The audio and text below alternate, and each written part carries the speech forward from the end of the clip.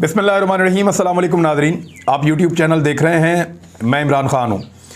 पहले तो पुरानी ड्यूटी पे वापस आ जाएं, क्योंकि पाक फ़ौज खुद से तो जवाब दे नहीं सकती जब उनके ऊपर हमला होता है या कीचड़ उछाला जाता है उनके ऊपर। नॉर्मली ये लोग चुप रहते हैं और इनके बिहाफ के ऊपर पाकिस्तानी जवाब देते हैं। इससे पहले ISI ने एक दिन ISPR ने कहा था कि हर पाकिस्तानी जो है वो ISI है और हर शख्स जो है वो पाकिस्तान की फ़ौज के बिहाफ के ऊपर 5th जनरेशन वॉर में जवाब देता है। तो पाक फ़ौज के ऊपर दोबारा हमला हुआ है। गिले शिकवे अपनी जगह पे, शिकायतें अपनी जगह पे। ख़ास तौर पे मैं ये बात उनसे कर रहा हूँ जिनको बड़ा दुख है इमरान खान साहब की हुकूमत गिर जाने का। वो सारी चीज़ें अपनी जगह पे, लेकिन कुछ फैक्ट्स मैं आपके सामने रख देता हूँ। फैक्ट्स ये हैं कि मोहसिन दावड़ उसने पाक फ़ौज के ख़िलाफ़ ये मुतालबा किया है कि अफ़गानिस्तान के अंदर पाकिस्तानी फ़ौज ने जाके फ़िज़ाई हमला किया है और बम्बारमेंट के नतीजे में वहाँ के 40 से ज़्यादा शहरी जाँ बहक हो गए हैं और अब इस मामले के ऊपर पाकिस्तान में तहकीकात होनी चाहिए। ये मोहसिन दावड़ ने किया है। जो अली वज़ीर ने किया उसको तो छोड़ ही दें अभी फ़िलहाल, वो तो शुरू से अब तक पाक फ़ौज के बहुत ख़िलाफ़ है। और मैं आपको बड़ी इंटरेस्टिंग बात बताऊँ, पाकिस्तान तहरीक इंसाफ को बाकायदा कहा गया था, अब ये आप खुद जान लें कि किसने कहा था। पाकिस्तान तहरीक इंसाफ को बाकायदा कहा गया था कि मोहसिन दावड़ और अली वज़ीर के ख़िलाफ़, उस दिन मैं बनी गाला में ही था जब ये टिकट का मामला हो रहा था, कुछ और साफ़ी भी गए हुए थे। तो उस दिन एक आदमी पैगाम लेकर आया था और ये कहा गया था कि मोहसिन दावड़ और अली वज़ीर के ख़िलाफ़ पाकिस्तान तहरीक इंसाफ अपना उम्मीदवार ना खड़ा करे, इनको इलेक्शन जीतने दिया जाए। फिर ये जीत गए थे। पश्तून तहफ़्फ़ुज़ मूवमेंट इनकी पार्टी है अब। अच्छा, मोहसिन दावड़ ये वो आदमी है जो इस वक्त कह रहा है कि फ़िज़ाई हमला नहीं होना चाहिए अफ़गानिस्तान में। अगर तो पाक फ़ौज ने किया है ना मेरे ख्याल में, और दहशतगर्दों को मारा है, तो ठीक किया है। जब अफ़गानिस्तान रोक ही नहीं पा रहा, जब अफ़गानिस्तान दहशतगर्दी वहाँ से पाकिस्तान में आने से रोक ही नहीं पा रहा, तो हमारे पास क्या चांस रह जाता है। हम फिर यही कर सकते हैं ना कि जहाँ पे दहशतगर्द हैं या उनके कैंप्स हैं, वहाँ जाके उनको मुकाबला करें, वहाँ जाके उनका शिकार करें, ताकि वो पाकिस्तान के अंदर आके निहत्ते शहरियों या पाकिस्तान के अंदर फ़ौजियों को या पुलिस वालों को निशाना ना बना सकें। हमने कीमत चुकाई है इस लड़ाई की। तो मोहसिन दावड़ को बहुत बुरा लगा एक फ़िज़ाई हमला, अगर तो ये फ़िज़ाई हमला हुआ है तो। लेकिन अभी तक ISPR की कोई कंफर्मेशन नहीं है कि इन्होंने यहाँ से जाके अफ़गानिस्तान के अंदर कोई बम्बारमेंट की है जिसके नतीजे में इन्होंने कोई बंदे मारे। लेकिन अफ़गानिस्तान से जो रिपोर्ट हुआ, कुछ 6 लोग रिपोर्ट हुए वहाँ पर मारे गए हैं। लेकिन यहाँ पे पाकिस्तान में भी शहादतें हुई हैं। 8 फ़ौजी तो अभी शहीद हुए एक दिन पहले, इमरान खान साहब ने भी उसका जिक्र किया है। तो मामला ये है कि मोहसिन दावड़ कहता है कि फ़िज़ाई हमला अफ़गानिस्तान में क्यों हुआ है। ये मोहसिन दावड़ कौन है? ये वही वाला मोहसिन दावड़ है जिसके कुछ ट्वीट्स मैं आपको दिखा रहा हूँ, ये आप देखें। ये इसका एक ट्वीट जो है वो 3 अक्टूबर 2013 का है, दूसरा 19 जून 2013 का है और तीसरा 13 जुलाई 2013 का है। ये 3 ट्वीट्स हैं, आप देख लें। पहली में शीरी मज़ारी को मुखातिब है, उसने कहा he deserves peace prize because he increased the drone attacks which increased the number of deaths of the terrorist drone the best. ये एक्चुअली उसने क्योंकि मिला था बराक ओबामा को नोबल पीस प्राइज़ मिला था, उसके ऊपर ये तनकीद हुई थी, तो उसके जवाब में ये कह रहा था कि बिल्कुल उसको मिलना चाहिए था पीस प्राइज़ और उसको बिल्कुल ठीक मिला है नोबल इनाम। और क्योंकि उसने ड्रोन हमले ज़्यादा कर दिए हैं जिसमें ज़्यादा दहशतगर्दों को वो मार रहा है, ड्रोन बेहतरीन है। ये अमेरिका का हमायती था फ़िज़ाई हमलों में जब पाकिस्तान के अंदर लोग मारे जाते थे। फिर ये कहता है उमर चीमा को, bullshit, drones are the only मसीहा for the people of Waziristan killing the high profile militants, के ड्रोन ही तो एक मसीहा है वज़ीरिस्तान के लोगों के लिए। तुम जो बात कर रहे हो वो बुलशिट है और ये मारता है हाई प्रोफाइल मिलिटेंट्स को। उसके बाद अगले जो पख्तून्स का एक रिएक्शन है उसके ऊपर ये लिखता है कि only those civilians who bring the militants to their homes are the effectives of drones who can not be called innocents.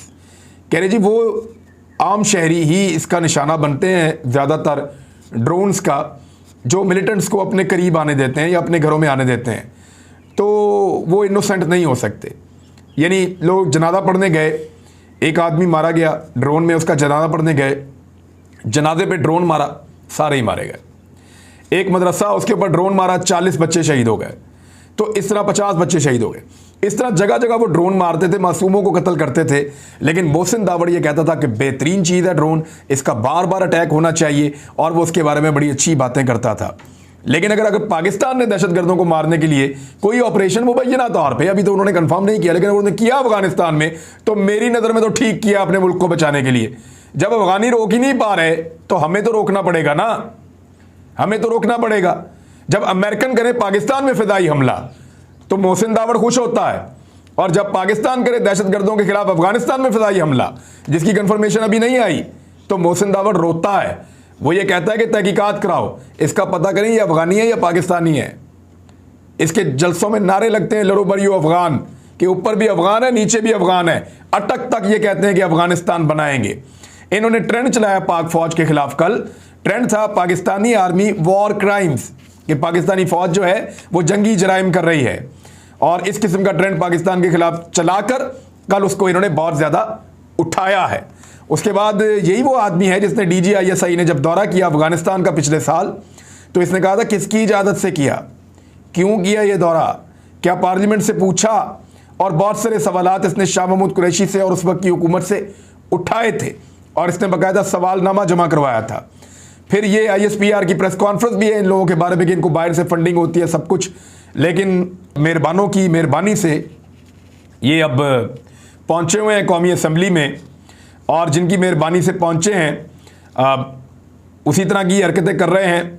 यानी कल इन्होंने फ़ौज के ऊपर बहुत टका के दोनों ने तनकीद की है, और ये 174 के अंदर शामिल हैं। यानी ये वो 2 वोट हैं शहबाज शरीफ के जिन्होंने फ़ौज की तज़हीक की है, और इनके बगैर फिर शहबाज शरीफ की हुकूमत मुकम्मल नहीं होती। तो बार बार इन्होंने फ़ौज के ऊपर, बड़ी लंबी इनकी तारीख है। मिसाल के तौर पे जब अशरफ गनी ने हलफ उठाना था, तो अशरफ गनी के हलफ उठाने के लिए ये दोनों लोगों को स्पेशली बुलाया गया अफगानिस्तान में। वहाँ पे इनको रिसीव किया, जो उनके NDS के सरबराह हैं उन्होंने इनको रिसीव किया, यानी जो उनकी इंटेलिजेंस एजेंसी है अफगानिस्तान की, उन्होंने इनको रिसीव किया। अशरफ गनी ने अपना हलफ बर्दारी की तकरीब को लेट कर दिया कि जब तक ये 2 मेहमान नहीं आएंगे तब तक वो हलफ नहीं लेंगे। इतनी वफादारी है इनकी उनके साथ। फिर स्पेशली हेलीकॉप्टर भिजवाकर इनको रिसीव किया गया और इनको तकरीब में पहुंचाया गया, और फिर अशरफ गनी ने हलफ लिया। ये वो लोग हैं जिन्होंने पाकिस्तान के खिलाफ ट्रेंडिंग शुरू की है, और पाक फौज का इन्होंने पहले भी बहुत ज़्यादा मजाक उड़ाया, पाकिस्तान की फोर्सेस को डीमोरल करने की कोशिश की, पाकिस्तान की फ़ौज को और पाकिस्तान की पब्लिक को हमेशा इन्होंने लड़ाने की कोशिश की। 26 मई को 2019 को मोहसिन दावड़, अली वज़ीर और कुछ लोग जो हैं, बहुत सारे लोग एक फ़ौजी चेक पोस्ट के ऊपर घुस गए और वहाँ पे अटैक कर दिया, जिसमें फायरिंग हुई, फ़ौजी भी ज़ख्मी हुए, कुछ लोग भी मारे गए, शहीद हुए वहाँ पे लोग, क्योंकि मुसलमान है बेचारे, उनको ये वरगला के ले जाते हैं। तो ये बड़ा एक अफसोसनाक वाक़या था, और ये भी इन्हीं की वजह से हुआ। ये मोहसिन दावड़, अली वज़ीर ये दहशतगर्दी के तब तक खिलाफ रहते हैं जब तक वो पाकिस्तान में नहीं होती। ये कभी भी दहशतगर्दी की मजम्मत नहीं करते जब वो पाकिस्तान में हो रही हो। ये कभी किसी शहीद के घर में नहीं जाते। आर्मी चीफ के साथ भी, जनरल बाजवा के साथ इसने बड़ी बहस की थी, और बड़े जवाबात और सवालात इसने उनसे किए थे जब वो मिले थे सियासतदानों से। तो आर्मी चीफ ने कहा कि मैं आपको अकेले में भी मिला हूँ, तो उन्होंने भी बड़े गिले किए आर्मी चीफ ने भी उस मुलाकात के अंदर। तो वो सारी चीज़ें भी माजी में रिपोर्ट हो चुकी हैं। तो अब दोबारा पाकिस्तान की फ़ौज के ऊपर अटैक किया जा रहा है, असम्बली के अंदर भी किया जा रहा है, असम्बली के बाहर भी किया जा रहा है। लेकिन बदकिस्मती जो है पाकिस्तान की, कि पाकिस्तान ऐसे हालात में पहुंच गया है जहां पे बाहर जो तनकीद हो रही है, यानी ट्विटर के ऊपर, सोशल मीडिया पे जो तनकीद हो रही है, जो लोग कल तक पाक फ़ौज के साथ खड़े होते थे वो आज ये कह रहे हैं कि हम भी न्यूट्रल हो गए हैं। ये बहुत अफसोसनाक है। और दूसरा, असम्बली के अंदर जो लोग इनको मुंह तोड़ जवाब देते थे, चाहे वो अली मोहम्मद खान था, शहरियार अफरीदी था, मुराद सईद था या बाकी लोग थे, वो भी अब असम्बली में मौजूद नहीं हैं। तो हमने अपने हाथों से अपने पाँव पे कुल्हाड़ा मार लिया है, और सूरत हाल यहाँ तक पहुँच गई है कि पैसा चलता रहा, अंधाधुंध चलता रहा, यहाँ पे मंडियाँ लगी रहीं, अरबों रुपए लाए गए, इस्तेमाल किए गए, और किसी ने आंखें खोलने की जुर्रत नहीं की। आधी रात को अदालतें लगीं, और फिर पाकिस्तान यहाँ पहुँच गया जहाँ पे इस वक्त हम सब मौजूद हैं।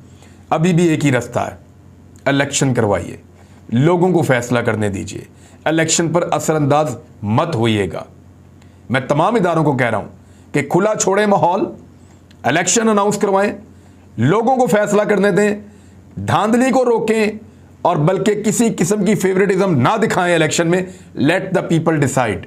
पता चल जाएगा पाकिस्तान में किसकी हुकूमत बनती है और इसमें से इंशाल्लाह खैर ही निकलेगी। पाकिस्तान की पब्लिक कभी भी गलत फैसला नहीं करती।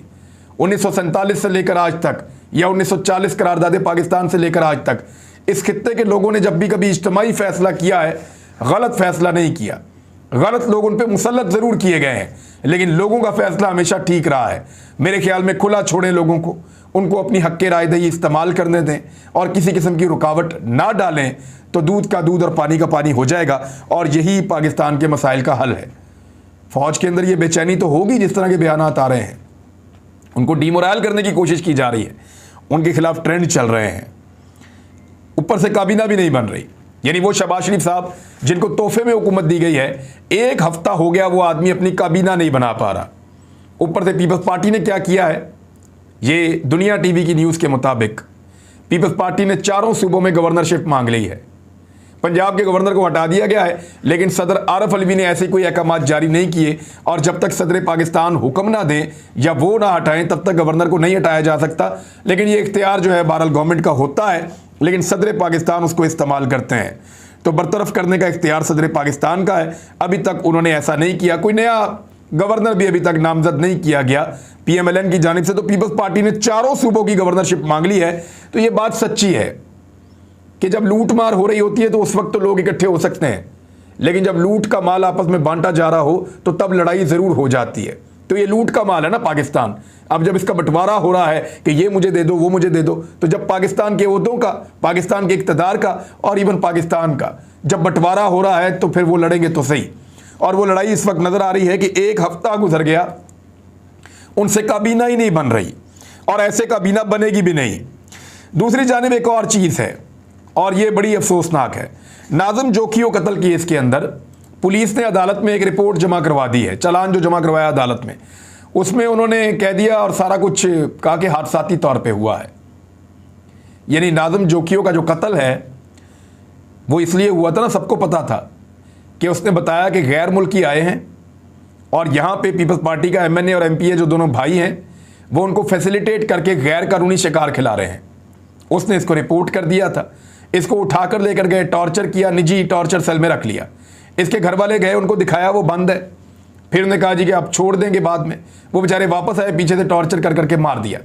अब वो मर गया, पर्चा हो गया दोनों भाइयों के ऊपर, एक MNA और एक MPA है। मामला ये है कि उसको हादसाती कत्ल करार दे दिया है पुलिस ने। उन्होंने कहा अपनी इंक्वायरी कोई नहीं की, उन्होंने कहा जी उसकी बीवी कह रही है बस ऐसे ही मर गया और ये ऐसे ही मर गया। यार कभी जुल्फ़िकार अली भुट्टो साहब के बारे में आपने कहा कि वो हादसाती तौर पे मारे गए थे? पूरा पाकिस्तान कहता है वो शहीद हुए थे। तो क्या हमारा कोई साफ़ी मारा जाएगा तो आप ये कहेंगे कि हादसाती तौर पे मारा गया क्योंकि आपके MNA ने और MPA ने मारा है? यानी ये कितनी बड़ी ज़्यादती है। आसफ़ा भुट्टो जरदारी को हादसाती तौर पे समा टीवी के एक टेक्निकल आदमी का ड्रोन लग गया, हादसाती तौर पे आसफ़ा भुट्टो जरदारी को ड्रोन लग गया, वो कत्ल की साजिश हो गई। ISI उसकी तहकीकात करे, बिलावल कह रहा है FIR करवाई जाए, बंदे उठाए जाए, इंक्वायरी की जाए, ISI इस तमाम चीज़ों की तहकीकात करे। आसिफा को कत्ल करने की कोशिश की गई है, हादसाती तौर पे ड्रोन लगा है और वहाँ पे तशद्दुद कर करके घर वालों के सामने बंद किया हुआ था निजी टॉर्चर सेल में और वहाँ टॉर्चर कर करके मार दिया। वहाँ पे पोस्टमार्टम रिपोर्टें भी मौजूद हैं और कह रहे हैं जी हादसाती तौर पे मर गया। ये इंसाफ हो रहा है और उन्होंने साफ साफ सबके नाम निकाल दिए हैं, MNA का भी निकाल दिया, MPA का भी निकाल दिया, बाकी जितने बाअसर लोग थे उन तमाम लोगों का नाम इंक्वायरी के अंदर से, चालान के अंदर से निकाल दिया पुलिस ने।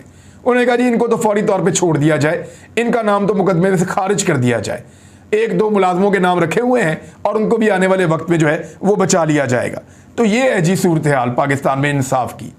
ये आपके हुक्मरान आए हैं और इस तरह का ये इंसाफ देंगे और पाकिस्तान में सहाफ़ियों में से कोई नहीं बोलेगा इस आदमी के हक में, कोई नहीं बोलेगा इस आदमी के हक में, कोई नहीं बोलेगा।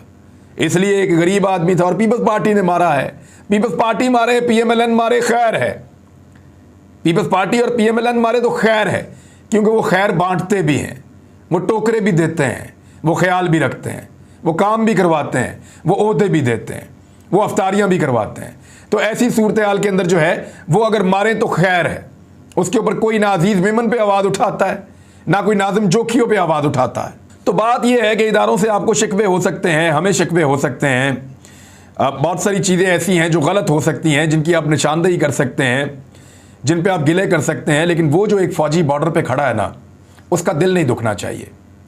और ये मोहसिन दावड़न पार्टी या पीटीएम के लोग या अफ़गान स्पॉन्सर्ड लोग या दुश्मन मुल्कों के कहने से और उनसे फ़ंड लेके जो लोग काम करते हैं, ये लोग हमेशा उस फ़ौजी का दिल दुखाने की कोशिश करते हैं और इस किस्म का ट्रेंड चलाते हैं और इस किस्म की चीज़ें करते हैं, फिर असेंबली के फ्लोर को इस्तेमाल करते हैं इस काम के लिए।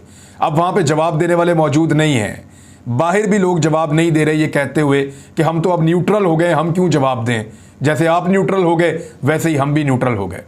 मेरे ख्याल में वो फ़ौजी हमारे लिए वहाँ खड़ा है, हमें उसकी खातिर यहाँ पे आवाज़ उठानी चाहिए। ये वक्त भी गुजर जाएगा, गिले शिकवे हो सकता है कभी दूर हो जाएं, लेकिन पाक फ़ौज और पाक फ़ौज का तहफ़्फ़ुज़ वो उसी तरह आपकी भी जिम्मेदारी है जैसे वो आपका तहफ़्फ़ुज़ करते हैं। अब तक के लिए इतने ही, अपना ख्याल रखिएगा, अपने इस चैनल का भी। अल्लाह हाफ़िज़।